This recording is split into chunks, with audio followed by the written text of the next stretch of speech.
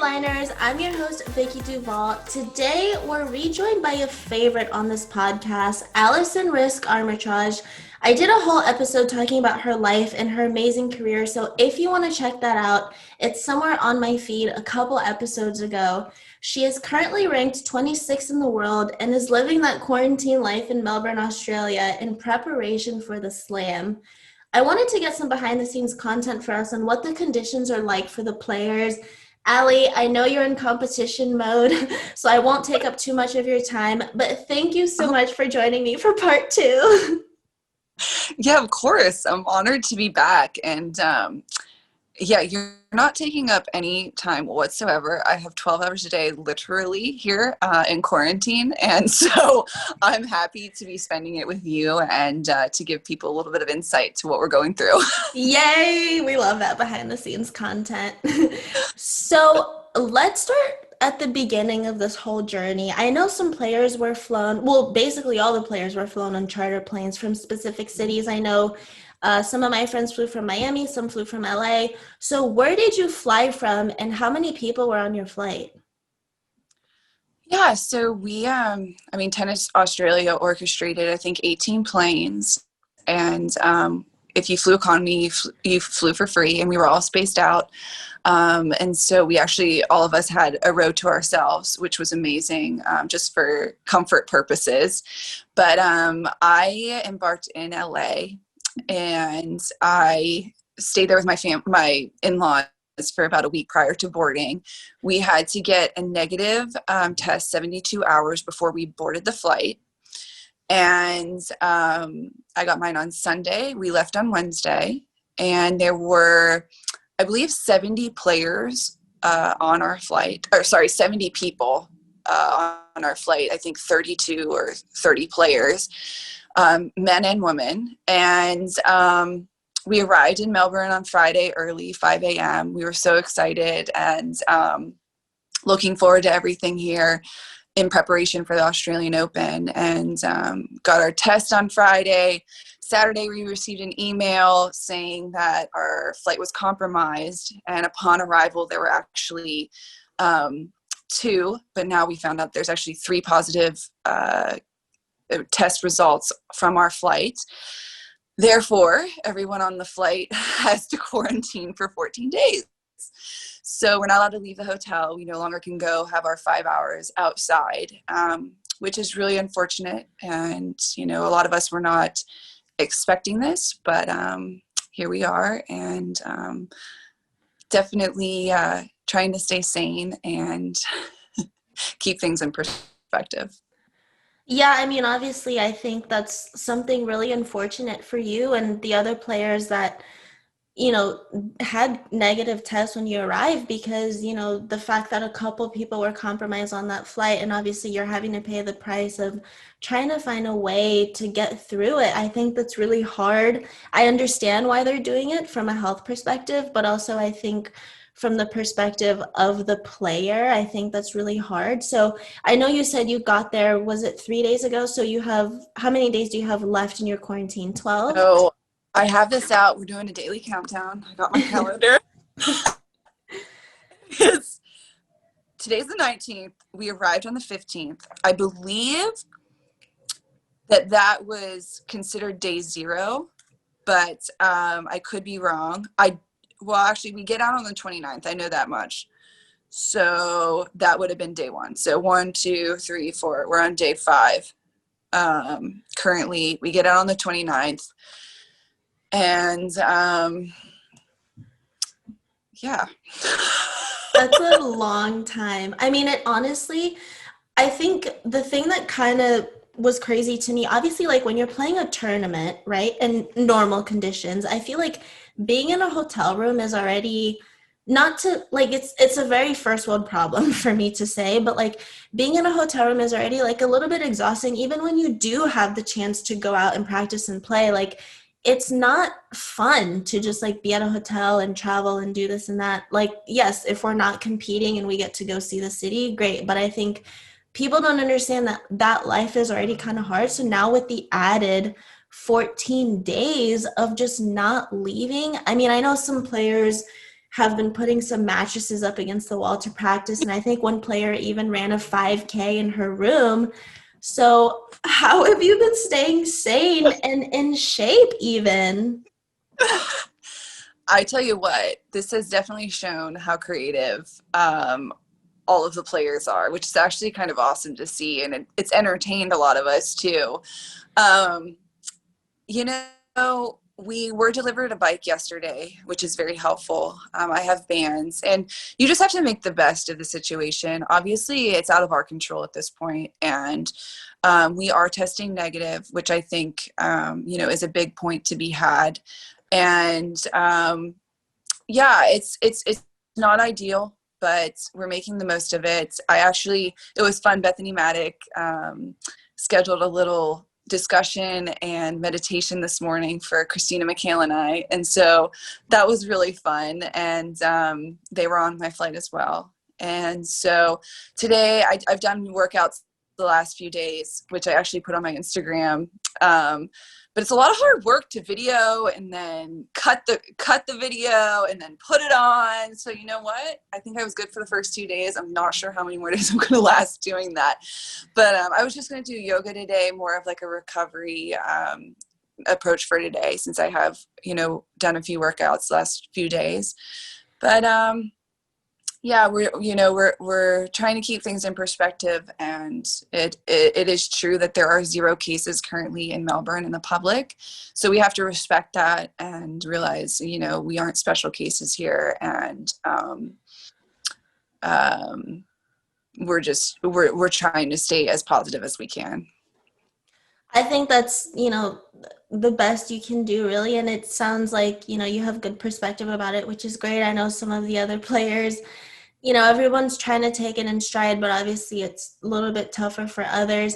But I just have a quick question about your workout, because I find it so interesting. I've seen so many other players posting stuff as well.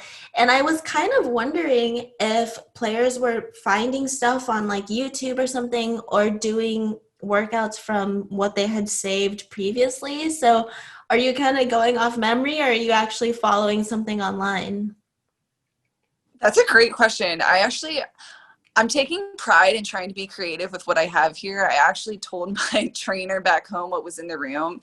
And I said, look, like, you're off the hook because there's just too many moving parts. Like, you don't have to send me something. I'm going to figure this out. So I have been coming up with them. And a lot of the things are just variations of what we do at home. So while we don't have the specific weights or we don't have the specific equipment, you can kind of make do with what's in here. What I think would be really nice, though, and this room is really lacking, is somewhere where I can put a waistband around my waist and have something, like I can do some explosive work in the band, but I've tried to put it around the table and the table moved like 5 feet. I'm just way too explosive. I'm just kidding, but I can't find anywhere that's like the right height and that is going to stay put. So this room, just it's lacking in that department. I have a quick question. So I think there's 2 people now that I've seen on social media pacing back and forth, running a 5K. Is that on your training plan or no? That is serious. And I must say that's not on my plan. That is not on my plan. I really respect the creativity and the dedication there, as I do with the people that are taking their mattresses off the bed and putting them against the wall and hitting. I'm just not that desperate. Like, I have faith in my timing. I'm not so sure about the serve and return, but from the ground strokes, I'm not desperate yet. So, however, I do respect the creativity. I'll be the first to confirm that your ground strokes are very much on point, and they don't really need that much work, TBH. I don't know, but I'm not so worried about them, but I must say I am worried about my serve and return. Speaking of mattresses being on the wall, so I saw a tweet that said hotels, I don't know which hotel it was, or maybe it was a combination of hotels. There was a number floating around, 50K in fines for noise complaints. I don't know how true that is, because I don't know. I also take everything on Twitter with a bit of a grain of salt. Have you heard any noise where you are? That is so crazy. Um, I haven't personally, I didn't know about that fine. I know fines, obviously, if you obstruct the protocol that's in place, rightly so. Haven't heard about the noise complaint. But you know what I do hear, and it's so funny. Jen Brady is literally 5 floors down in the exact same room as me. And we were talking the other day, and I'm like, Jen, like, I don't know if it's a streetcar. It's not really loud, but you hear it. Like, what is that? She's like, Allie, it's the elevator. And I literally, it never occurred to me, but it is very inconsistent, and I hear it. And I would have wondered for 14 days had it not been for Jenny what the heck that noise is. But I'm able to put up with it, so that's okay. Are you right next to the elevator or what? Right next to the elevator. Yes. Yeah. And it does tame at night, so I'm not as affected. But sometimes in the morning, I'm like, holy cow, I thought we were all supposed to be in quarantine. Like, why is this elevator being used so much right now? I guess maybe the people bringing food. That's so interesting. Everything just seems. There you go. There you go. See, like that little thing right there, that just didn't even occur to me. Someone has to get y'all fed. That's so true. Keep us with a bike and some food, and we're gonna make it through. So, speaking of food, I know I feel like everything you've answered, I'm just kind of easing into the transition. I love it. So, I've seen a couple players post, and not just, I mean, I know Tennis Australia is literally working so hard, and I think it's kind of amazing that they've been able to even put this together given how strict Australia has been. So, not to knock on them whatsoever, I think it's very incredible what they're doing and the opportunity to get you guys paid and get you guys playing. You know, obviously that first round prize money is huge, kind of will, you know, whatever happens, it'll set everybody up for the rest of the year. So I think that's a beautiful thing. But I've seen a couple players post about the food situation, and some players have been complaining about the taste. And others have been complaining about the portions and also that it's not like what they ordered. So I don't know how on the scale of complaints, I don't know how serious that is, but give us the scoop on what the meal situation is like. I am probably the wrong person to ask when it comes to food because I am a human garbage disposal. So like I honestly hear ruffling at my door and I'm like, oh God, the food's here. Like I go and run and get the food. So I couldn't care less what's in there. I will say portions are a little bit tiny, but honestly, I haven't had an issue with the food. And with all of this being said and the complaints that go in, Tennis Australia has been extremely generous and has given us $100 allowance that will go into our prize money at the end for delivery each day. And with that, you literally cannot complain and you can't say anything bad about it because you have an alternative and you can literally get whatever you want delivered to you. So from that perspective, I couldn't say anything bad about the situation. We love that. Tennis Australia will be so happy to hear that too. Yeah, they So, definitely work so hard. And like you say, I can't imagine. While it stinks for us, it stinks for them. So it's just a really unfortunate situation all around. But with that being said, we have an opportunity to play. We have an opportunity to make, you know, a great paycheck. And it's not ideal, but I think the world just isn't an ideal place right now too. yeah, I agree. And I think, you know, going back to the food, I feel like portions are smaller anywhere outside the US, honestly. That's so true. That's so true. I'm used to like, okay, you order a burger, but like you actually get like 2 burgers. Like that's America. And like a refill's not a thing outside the US or something. Like, Right. yeah, like you get a Coke and you're going back up, like, give me more. They're like, oh, What? what? You can buy more. And They're spoiled. we're so spoiled. Okay, I want to ask a bit of a serious question. It's not serious, none of this is serious, but um, so besides the obvious of not being able to leave your room, what do you think is the toughest part about being stuck in your hotel room all day? Personally, I think the hardest part is, you know, I'm speaking for everyone here. I know everyone's put a lot of time and effort into their training and off season. I'm actually probably an exception. I've had a few different things come up in my training that I've had to take some time here and there. So I didn't actually have an ideal off season, but I know the intention was there. And for everyone here, they've spent so much time, effort, as we all do on a daily basis. And to know that it's now interrupted by having to literally take 2 weeks off of all the work and effort that we put in. While it's not a huge deal, and I think, you know, after a week, really, even a few days, a lot of us will be back to what we were. It's just kind of having to rationalize with that reality. And so,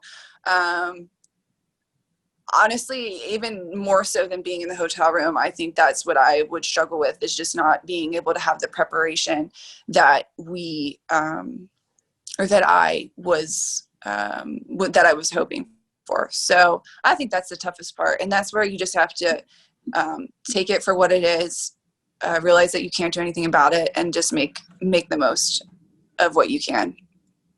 So how are you feeling now going into, because I know you'll have a couple days once you're out of the quarantine. How are you feeling going into the Australian Open?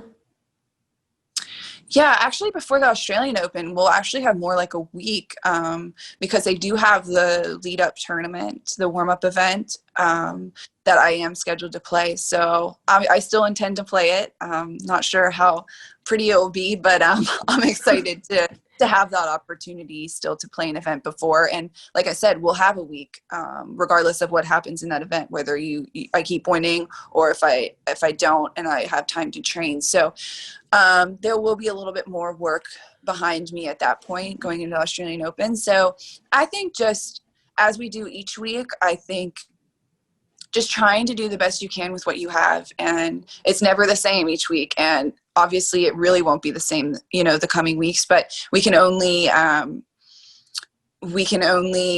do the best we can with what we have on that day. And so I'm actually excited for the challenge. I think it's something that a lot of us have never been through before. And so it'll be an interesting time. And again, I'm grateful to have the opportunities to play. I think that's awesome, and we will be rooting for you and cheering for you all the way me, all the way in Florida. Hopefully a couple other people too, maybe. I know, just me. No, I'm just going to be the only one cheering for you. Allie, thank you so much for joining me for this episode. Sideliners, thank you so much for tuning in to another episode this week. Thank you again for tuning in. Allie, you're a treat as always. And I will catch you guys on another episode next week. Bye!